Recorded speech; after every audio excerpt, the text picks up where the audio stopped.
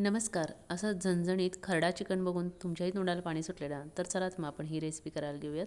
त्यासाठी सर्वात प्रथम आपण खरडा बनवून घेऊयात. खरड्यासाठी इथे 20 ते 25 लसूण पाकळ्या घेतलेल्या आहेत.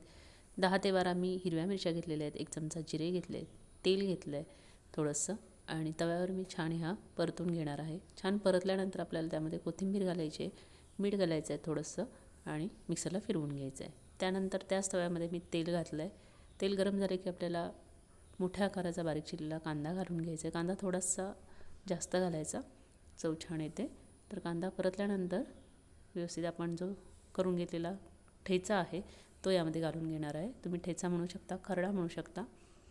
तर छानपैकी मिक्स करून घ्यायचं आहे आपल्याला आणि यामध्ये शिजवलेलं मी चिकन घालून घेणार आहे. हळद आणि मीठ घालून मी हे चिकन शिजवून घेतलं होतं. तर त्याच्या अगोदर मी थोडंसं सूप होतं ते घातलेलं आहे, जेणेकरून त्याला स्वाद येईल. तर थोडंसं सूप घातल्यानंतर इथे 2 चमचे मी सुक्या खोबऱ्याचा खीस होता तो मी परतून घेतला होता तव्यावर आणि नंतर मिक्सरला फिरवून घेतला होता, तो घालून घेतलेला आहे. त्यानंतर इथं जे शिजवलेलं चिकन आहे ते घालून घेतलं आहे आणि छानपैकी आपल्याला हे मिक्स करून घ्यायचं आहे. व्यवस्थित सगळं मिक्स झालं पाहिजे. मी मुद्दामच तव्यावर केलं कारण मला तो खरडा बनवायचा होता चिकनचा, म्हणून मी लोखंडाच्या तव्यावरच हे करून घेत आहे. आता चवीनुसार मीठ घालणार आहे आणि चिकन मसाला घालणार आहे. तुमच्याकडे जो अवेलेबल असेल तो तुम्ही चिकन मसाला घालू शकता. तर अंदाजे 2 चमचे इथे मी चिकन मसाला घालणार आहे आणि चवीनुसार मीठ घातलेलं आहे. सगळं छान एकजीव करायचं. हवं असेल तर वरून कोथिंबीर घाला. कोथिंबीर घालायची गरजही नाही तसं. तर बघू शकता खूप मस्त झणझणीत असं खरडा चिकन तयार होतं.